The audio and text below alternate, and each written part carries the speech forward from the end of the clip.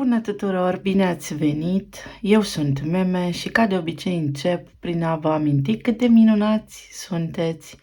Haideți să vedem ce ne aduce energia momentului prezent, cum începem această săptămână, mai ales că suntem atât de aproape de frumoasele sărbători de iarnă. Sper că sunteți bine, sper că sunteți sănătoși. Ca de obicei vă mulțumesc pentru timpul pe care îl petreceți aici cu mine. Sper ca mesajele să vă fie utile. Dacă nu le găsești folos și întrebuințare în viața ta sau dacă consideri că nu te ajută, lasă-le deoparte. Energia momentului, ce mesaje avem?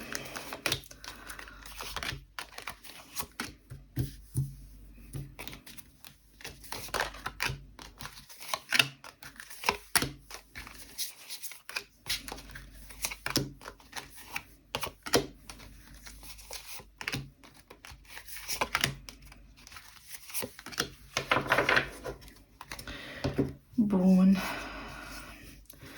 Înainte de a vedea ce ne spune tarotul, luăm cărțile oracol. Să vedem care este baza citirii de astăzi. Căsătorie. Evident, pentru cei mai mulți dintre voi, posibil să fie doar tema relației importante.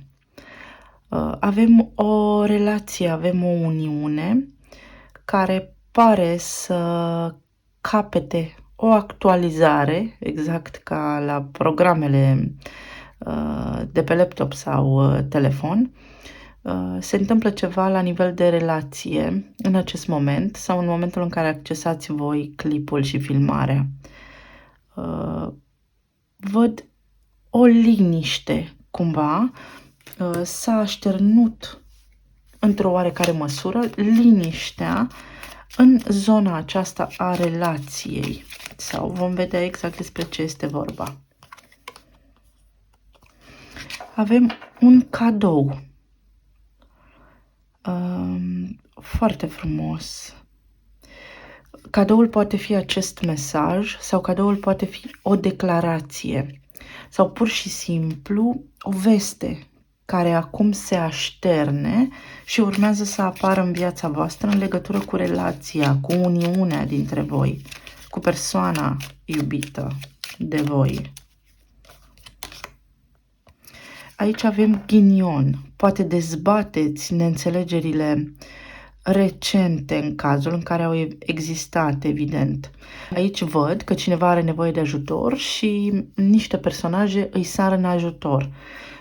Probabil să aveți sprijin și suport în relație, cineva să vă ajute din exterior sau poate cineva din exterior a colaborat, a susținut așa zisul ghinion și în sfârșit aflați cine și se așterne liniștea. Adică vă ușurați, vă simțiți ușurați la nivel de suflet pentru că ați aflat cine a contribuit poate la ghinionul vostru. Și aici avem un partener gelos.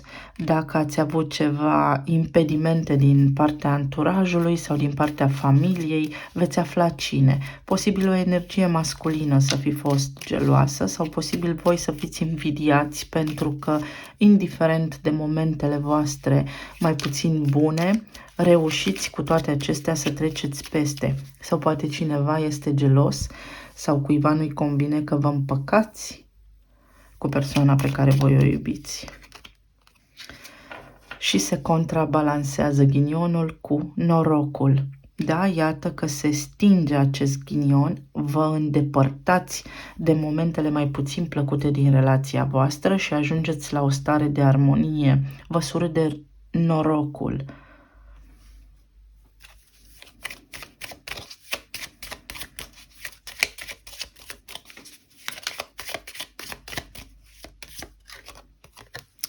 Casetă.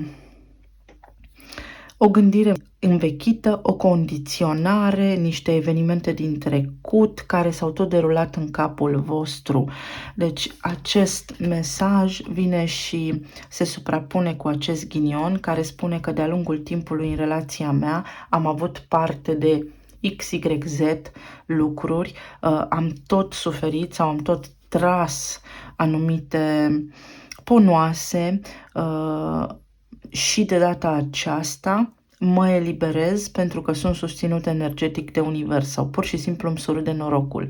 Sau norocul meu este că sub o formă sau alta descoper cine mi-a sabotat relația sau ce anume mi-a sabotat relația și pot să trec peste obstacolul ăsta astfel încât să rămân oficial în armonie. Și încă o carte. Inima și cheia. Aici spune, primesc dragostea în viața mea, îmi întâlnesc alesul, îmi deschid inima și ajungem să fim împreună perfecți unul pentru celălalt. Vremurile sunt pentru voi bune, poate pentru unii greu de crezut, însă acest potențial major de manifestare aici pentru voi este real și se întâmplă dacă voi vă aliniați la acest noroc care deja există. Noi ne aliniem la toate lucrurile care există prin dispoziția noastră interioară și prin credința, prin gândurile noastre. Drept urmare, persoana pe care voi o iubiți este cumva prezentă în viața voastră sau se face prezentă în viața voastră dacă sunteți în separare. Dacă sunteți singuri și până acum ați fost cumva urmăriți de ghinion și de singurătate, acum aveți șansa să întâlniți pe cineva și să vă deschideți sufletul. Ia uitați! Ați văzut că le-am amestecat în fața voastră, da? Avem magicianul care spune absolut totul este posibil și apoi avem 2 de spade care spune va fi alegerea mea cum mă raportez la energia prezentă, dacă aleg să fiu optimist sau dacă aleg să mă gândesc de 10.000 de ori la un lucru și să încurc realitatea. Asul de cupe înseamnă că universul, da, destinul, cum vreți voi să spuneți, că vă este dat să aveți parte de această iubire pură și necondiționată. Iar aici spune că veți avea parte într-un moment aliniat, perfect sincronizat din univers cu asul de spade și că veți avea un soi de realizare, de trezire în urma lucrurilor pe care le veți atrage. Exact cum spuneam, noi atragem lucrurile din viața noastră, noi ne aliniem la iubire, la noroc sau la ghinion și aici veți avea o alegere foarte importantă de făcut. 2 de spade este o poziție în care noi ne punem și fie gândim prea mult, fie ne îndoim, în tot cazul oscilăm, nu prea avem încredere în drumul nostru, în sensul nostru, în iubire și în potențialul acesteia. Dar cărțile acestea sunt magnifice pentru voi. Magicianul spune că sunteți magnetici și că există în egală măsură cineva aici care vă iubește și care de asemenea contrabalansează, se gândește foarte mult la opțiunile pe care le are, alegerile pe care le va face. Sunt acestea, va ajunge la această realizare clară în mintea sa că în sufletul vostru sunteți doar voi. Dacă sunteți singuri, atunci îndepărtați gândurile și îndoiala și permiteți energiei să vă scoată în cale, aliniat și sincronizat, iubirea adevărată și pură. Nu vă mai îndoiți nici de vârstă, nici de. Tot ce spuneți voi acolo. Corpul are vârstă, dragilor, sufletul nu.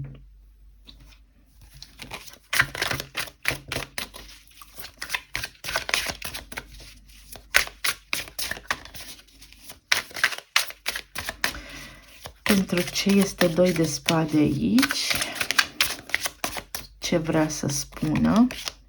Luna, un conflict interior. conflictul acesta interior are legătură cu această neîncredere pe care voi o aveți și cu gândire învechită. În ce sens? Cu gândire la momentele trecute sau cu gândire la face referire la tiparul pe care îl aveți. Toți avem un tipar, toți avem un fel de a fi și repetăm același lucru fără să ne dăm seama de ce facem. Efectiv robotic. Este un moment în care cu asul de spade să ne dăm seama, să conștientizăm ce facem, pentru că acest conflict interior, odată ce este înțeles, se manifestă. Luna este un simbol al manifestării. Luna plină manifestă lucruri. Se închid cicluri, adică ajunge la maturitate o idee, o situație și veți primi o soluție. Această cărare nu este ușor de dus, da? De luat, de parcurs. Dar odată ce o faceți, odată ce realizați, lucrurile se întâmplă. Mai mult decât atât, aș putea spune că spre sfârșitul lunii, pe data de 29, Mercur va retrograda, intră în Capricorn. Acesta este Mercur, da? Și acesta este simbolul racului. Deci aici, Mercur este practic în, cum să vă spun, opoziție cu semnul rac. Este la celălalt pol, la 180 de grade. Deci voi aveți acum ocazia să schimbați acest tipar emoțional, pentru că racul vorbește despre emoție, al modului în care gândiți, pentru a vă putea folosi de Mercur retrograd din Capricorn, care vă dă ocazia să reluați ceva la nivel de relație.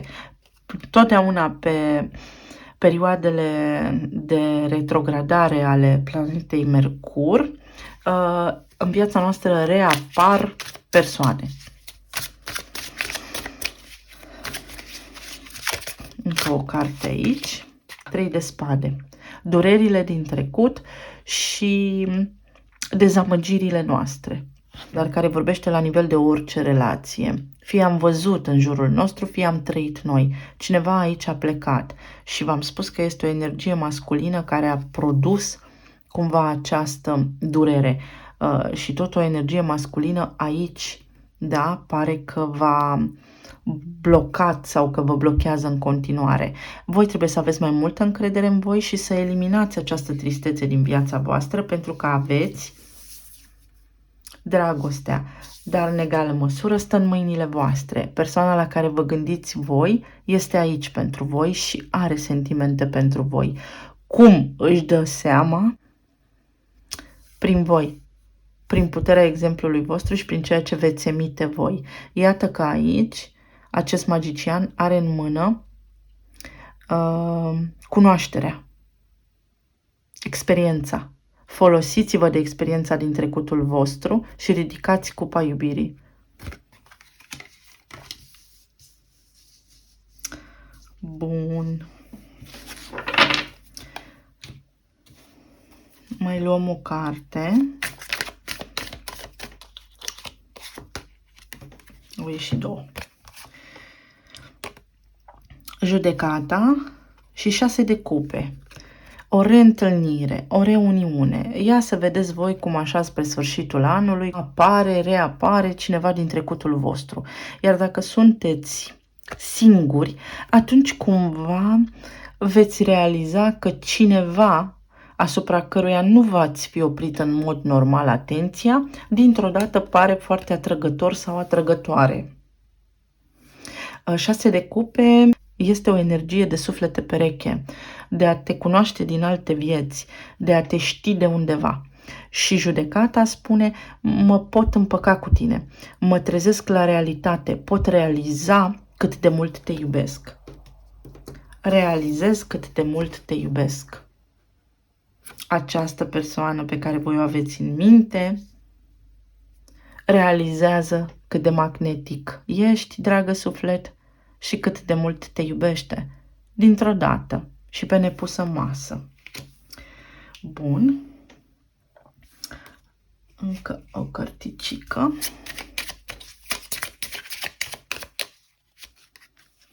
iar au ieșit 2. Avem pe 1 care spune mândrie și cadoul din nou. Avem de 2 ori cadou pe masă. Persoana la care voi vă gândiți a întors spatele din mândrie sau a fost copleșit într-un anume moment și din mândrie nu a recunoscut. Dar această persoană acum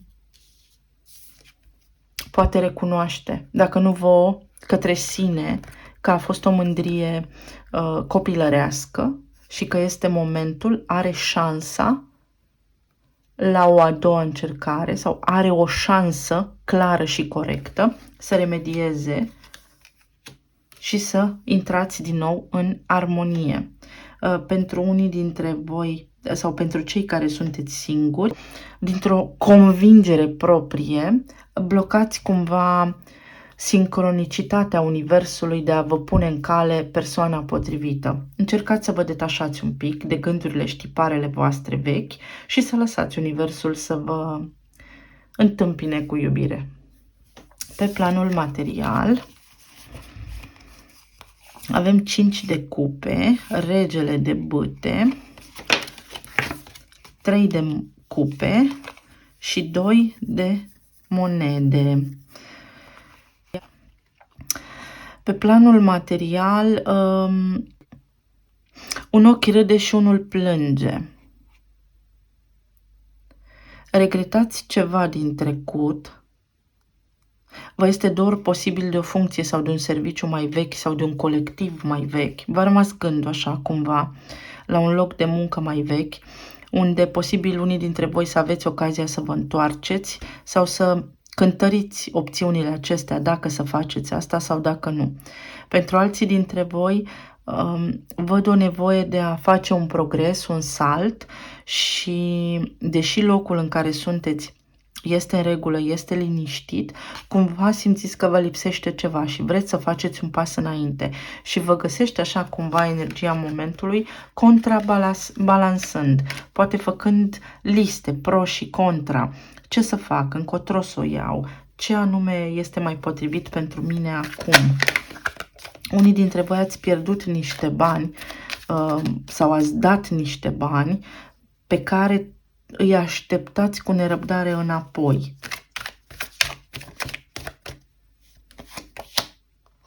Zece de spade. Oricare ar fi motivul tristeții, pentru că aveți o tristețe aici la nivel financiar, sunteți la capăt de drum. Simt că cineva a tratat o anume situație cu ușoară ură. Cred că ați avut parte de cineva care v-a invidiat foarte tare în acest context și v-a făcut numai rele, ca să spun așa, la locul de muncă și atunci sunteți la sfârșit de ciclu. Voi puteți acum să preluați controlul acestor neînțelegeri și să faceți lumină în povestea asta, pentru că aveți aici bucurie, aveți reușită, aveți cum să faceți asta. Regele de cupe și aveți și ajutor. Sunteți susținuți de o energie masculină care vă simpatizează foarte mult sau banii pe care voi ați dat au fost unui iubit sau unei iubite sau constant aveți în viața voastră cineva care folosește un nivel de șantaj emoțional pentru a vă stoarce de bani. Puteți să scăpați de această energie dacă conștientizați acest lucru. Dacă înțelegeți acest lucru, că se repetă tiparul. Iată, ghinionul. Că acest ghinion este cumva cauzat de inima voastră bună, dar că în egală măsură cine face treaba asta și tot vine la voi pentru sprijin, v-a prins slăbiciunea. Și aici avem nuntă. Din nou se repetă nunta, se repetă mesajele, cadoul, nunta, ghinionul. Unii dintre voi s-ar putea să fi pierdut niște bani în organizarea unui eveniment sau anunții sau să nu aveți suficient de mulți bani pentru asta. Alții dintre voi în familie aveți pe cineva sau omul cu care sunteți căsătorit vă tot cere bani sau îi cheltuie fără să aibă vreo justificare normală. Dar veți reuși să aflați și veți isprăvi cu această poveste. Aici, la planul emoțional sau sănătate, avem moartea, împărăteasa, wow, 4 de monede și faetonul. Avem o transformare majoră a voastră, dar și a oamenilor din jurul vostru. Impuneți respect. Cumva vă veți retrage așa din amabilitatea de care toată lumea profită și vă veți înțelege rolul. Veți înțelege că da, este ok, este în regulă să fiu om bun, dar cu toate astea trebuie să schimb ceva, pentru că dacă eu sunt bun, alții profită. Și atunci trebuie să strângeți un pic punga și să fiți un pic atenți la oamenii din jurul vostru. În egală măsură, opuneți o ușoară rezistență în a face niște investigații medicale, făcând afirmații de genul lasă că sunt bine, lasă că voi merge eu la medic. Și este nevoie să schimbați această abordare.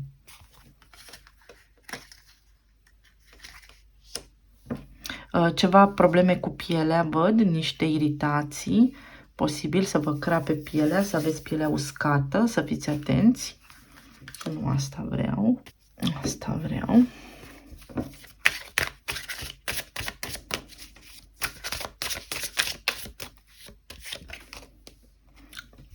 Nouă de monede. Să înțelegeți că sunteți importanți și să vă verificați la tot ce ține de gât. Foarte mulți dintre voi aveți probleme cu vocea și cu gâtul, cum am și eu de altfel. Este sezonul. Dar ne-am săturat de sezon.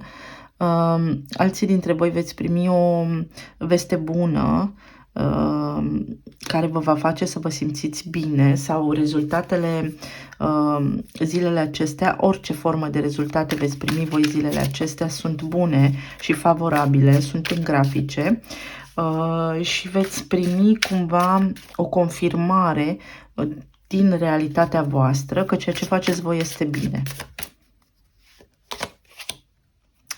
2 de spade, dar veți avea totuși o alegere de făcut și este momentul să o faceți, adică este un moment în care să acționați, nu doar să rămâneți pe gânduri. Trebuie să luați o decizie în urma unor gânduri pe care le-ați avut, dar este o decizie care trebuie să fie necesar, neapărat urmată de acțiune, pentru a putea accesa acest noroc, da? Unde este norocul? Aveți de 2 ori noroc. Roata destinului vă susține, adică este un moment foarte bun pentru voi să acționați acum, să faceți niște demersuri pe care le-ați amânat foarte mult timp. Foarte mult timp. Ce cărți avem aici?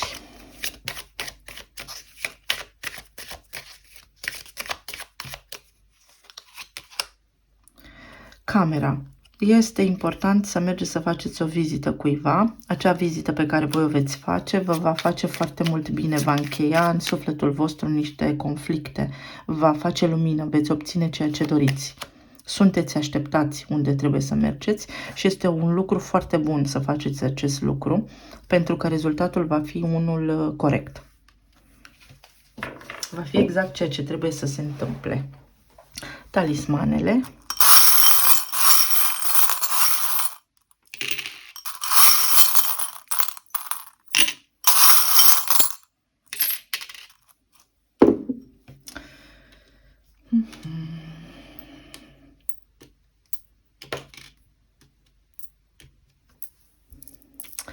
La nivel de relație, avem ziua de miercuri, ziua de joi, foarte bune, foarte benefice.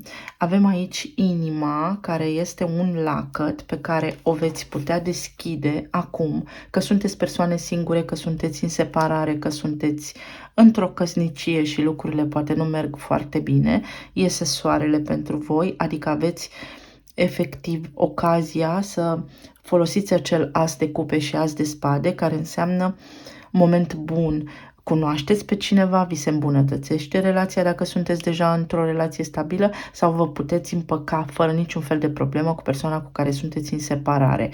Avem inițiala E și avem un iepuraș. Aceste lucruri s-ar putea să vă facă vulnerabili, tocmai de aceea vă apărați și vă duceți către trecut. Însă acest lucru, mersul în trecut și neeliberarea de traume, neînțelegerea trecutului fără să creștem din el, ne blochează manifestarea, pentru că asta spune cartea aici. Magicianul acesta are totul la îndemână să obțină tot ce vrea și folosește experiența anterioară, da? Și o cifră 2 care vorbește despre energia feminină, despre este ok să primesc, înțelegeți că meritați, că aveți dreptul la merit și merit să-mi deschid sufletul, pot să-mi deschid sufletul pentru că este ceva solid și de bază aici, este ok, este în regulă. Pentru foarte mulți dintre voi, programul acesta neurologic de tip numerit a fost căpătat în copilărie. Așa, aici la partea materială avem următoarele. Iată, cineva pe care iubiți vă face șicane cu banii sau cineva pe care voi l-ați iubit vă face șicane cu banii. Probleme, da? Deci acolo există pierderea în legătură cu cineva apropiat vouă, poate nu un iubit, dar cineva din familie. Însă avem karma aici care se închide și 10-le acela de spade care spune s-a terminat, este suficient, o aripă de înger care spune că aveți protecție, veți avea această discuție, ia uitați, discuții, sau trebuie să discutați și să încheiați acest ciclu pentru a putea începe altceva nou. Deci închideți ghinionul și vine norocul dacă purtați această discuție.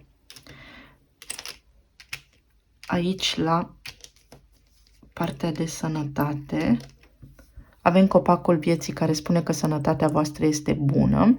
Avem protecție divină de toate felurile și mâna Fatimei. Avem o albinuță care spune că veți funcționa în parametrii normali. Iată crucea, închideți niște îngrijorări și inițiala V care spune ziua de vineri este foarte bună pentru voi pe partea de sănătate.